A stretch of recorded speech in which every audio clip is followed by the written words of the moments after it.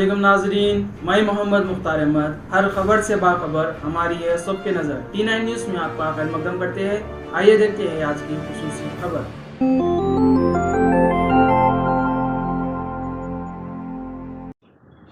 जैसा कि आप जानते हैं कि कांग्रेस दिन पर दिन कमज़ोर पड़ती जा रही है। डीपीसीसी चेयरमैन रेवंत रेड्डी जब से आए हैं तब से कांग्रेस के लोग ज्वाइन होने की बजाय रिज़ाइन कर रहे हैं।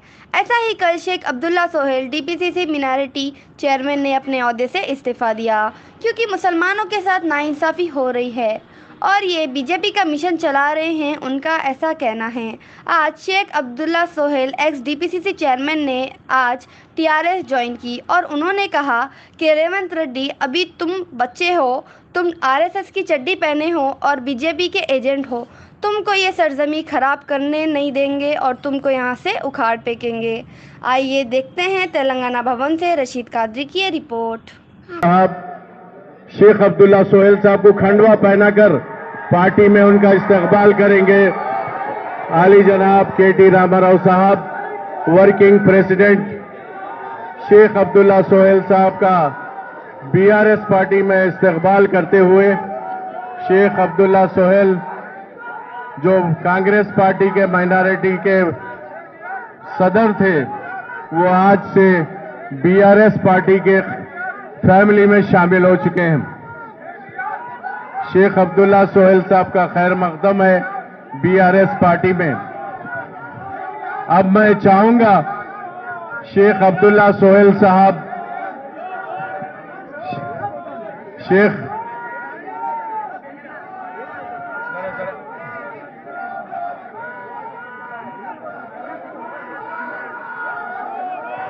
शेख अब्दुल्ला सोहेल साहब बीआरएस पार्टी में शामिल हो चुके हैं। आज वर्किंग प्रेसिडेंट केटी रामाराव साहब ने शेख अब्दुल्ला सोहेल साहब का खैर मकदम किया है और मैं तमाम मेरे भाइयों से गुजारिश करता हूं कि थोड़ा जरा गुजारिश है, मैं तमाम मेरे भाइयों से गुजारिश करता हूं थोड़ा पीछे हट जाइए। अभी शेख अब्दुल्ला सोहेल साहब से गुजारिश है कि वो मुखातिब फरमाए। దయచేసి ప్లీజ్ మీరు వెనక్కి జరగాలి, చాలా సేపు నుంచి రిక్వెస్ట్ చేస్తున్నాం। शेख अब्दुल्ला सोहेल साहब मुखातिब फरमाएंगे। आप लोग थोड़ा पीछे हट जाओ, सामने आओ, आप सामने आओ, हटो, थोड़ा पीछे हट जाओ भाई, आप सामने जाओ भाई, फोटो बाद में लो, पीछे जाओ, थोड़ा पीछे हटो प्लीज, पीछे जाओ भाई, आप लोग पीछे लोगों को नजर नहीं आ रहा है प्लीज। पीछे की मीटिंग ఎరికి జరగాలి, ప్లీజ్ ప్లీజ్ ఎరికి జరగాలి, ఎవరు ఉండొద్దు ఇక్కడ ప్లీజ్। जरा मेरी आप तमाम लोगों से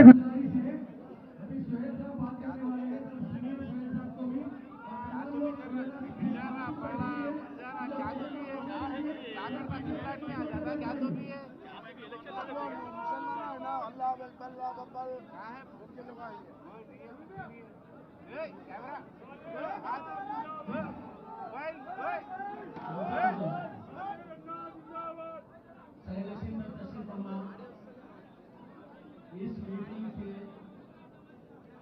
सदारत जनाब मोहम्मद अली साहब, मेरे भाई, आपका बहुत बहुत शुक्रिया। आपने मेरे मुकाम पर आया, मेरे भाई नादिर साहब आते थे, नाराज आप आए, मुझे बहुत अच्छा लगा क्योंकि मेरी बड़ी फैमिली है और मेरे बहनों को बहुत अच्छा लगा कि आप मेरे मकान आए। बहुत बहुत शुक्रिया आपको बिताने के लिए। मैं आपको बता दूं कि मैं एक घंटा रामावजी साहब केटीआर साहब से बात किया। एक घंटा बात करने के बाद मुझे ऐसा लगा मैं जो 25 साल कांग्रेस में दिया वो पानी में चला। अगर से मैं कौन की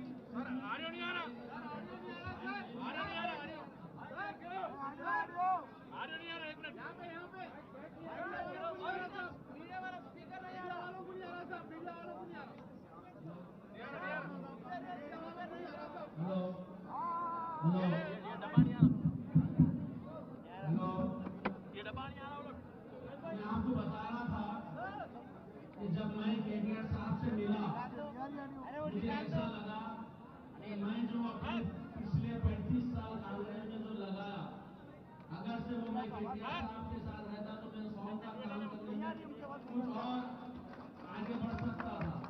बहुत ही मुखलिस तरीके से मेरे को हर चीज समझाई, किस तरह से तेलंगाना तहरीक से लेकर अभी तक किस तरह से आप लोग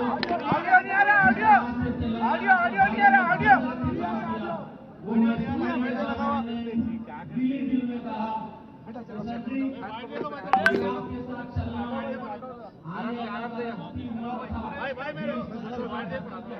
आपके साथ चलना चलूंगा, आपके साथ रहूंगा, निकल गया लगा बताना जरूरी है। मैं आपको ये भी बताते चलूं कि मेरी आने की वजह क्या थी। बहुत ही सोच में आप फिक्र करने की बात है, यहाँ पे पहले भी है मेरे दोस्त आप भी जरा मेरी बात पे सोचना जरूर एक बार जाके। हमारे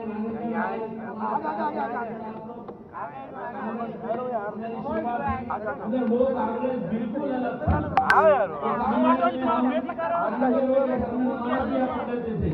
आज की कांग्रेस जो है, आज का जो सदन है, मेरी कांग्रेस को खराब कर दिया, बिल्कुल खराब कर दिया।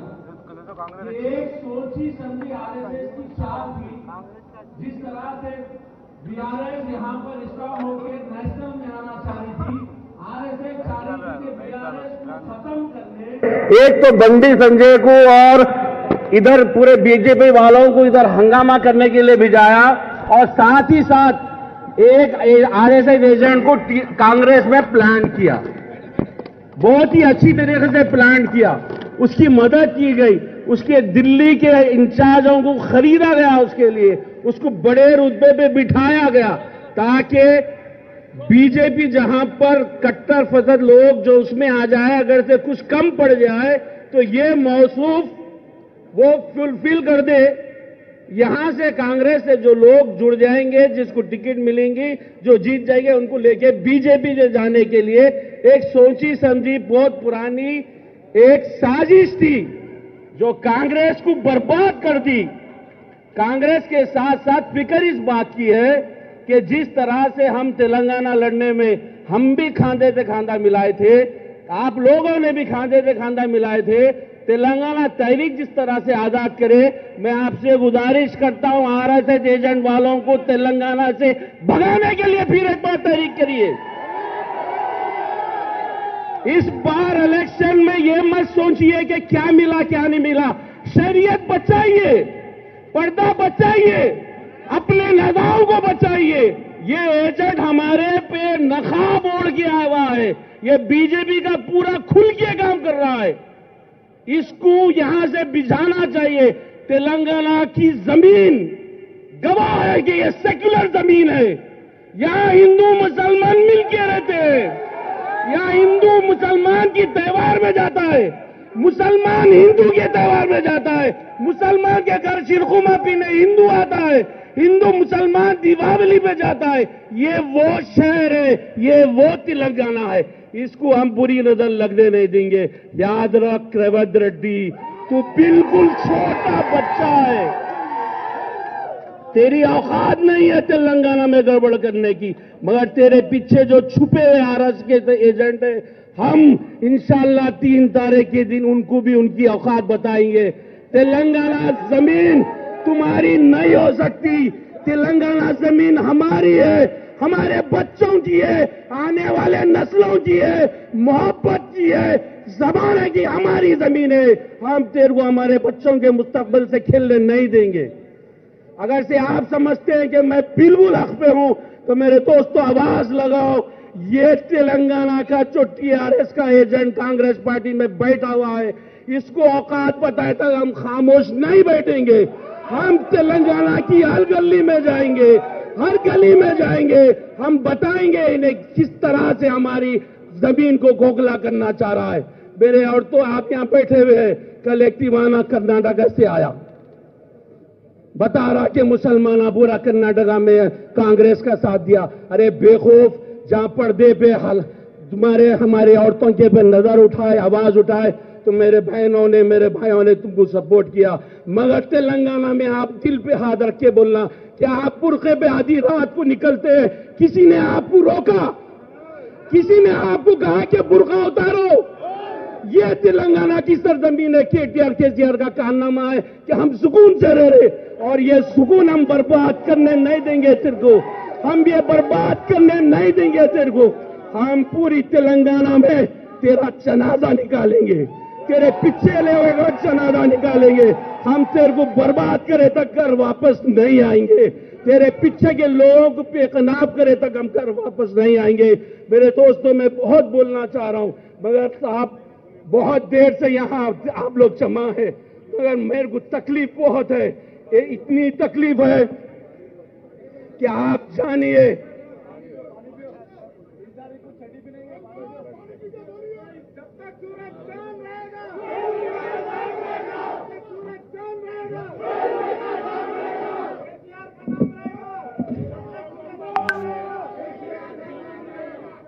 मैं हमारे औरतों से गुजारिश करता हूं कि आप अपने बच्चों के आने वाला मुस्तकबिल, और हमारे भाइयां जो यहां बैठे हुए हैं, असा जो हम मस्जिदों में सुन के नमाज को जाते हैं, क्या हमारे बच्चे आने वाले दिनों में तुम देखेंगे हिंदुस्तान के दूसरे स्टेटों में अजान गायब हो जाएंगी?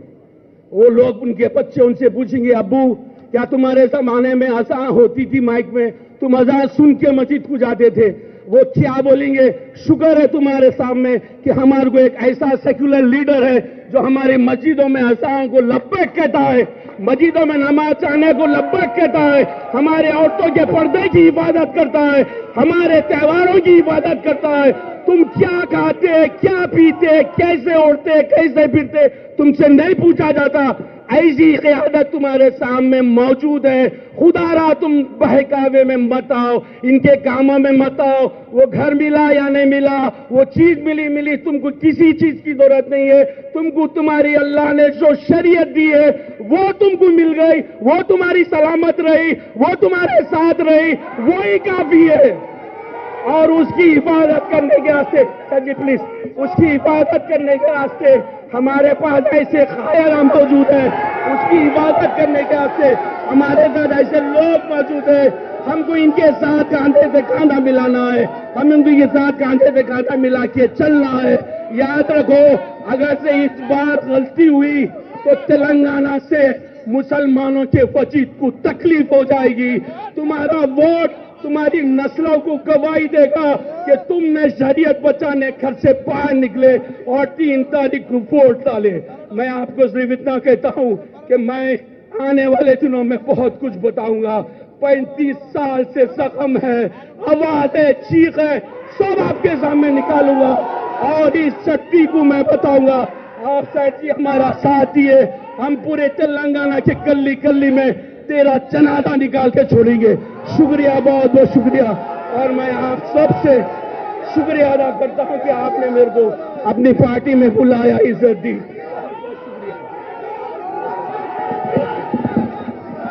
हेलो, जरा खामोश प्लीज, जरा थोड़ी देर। अब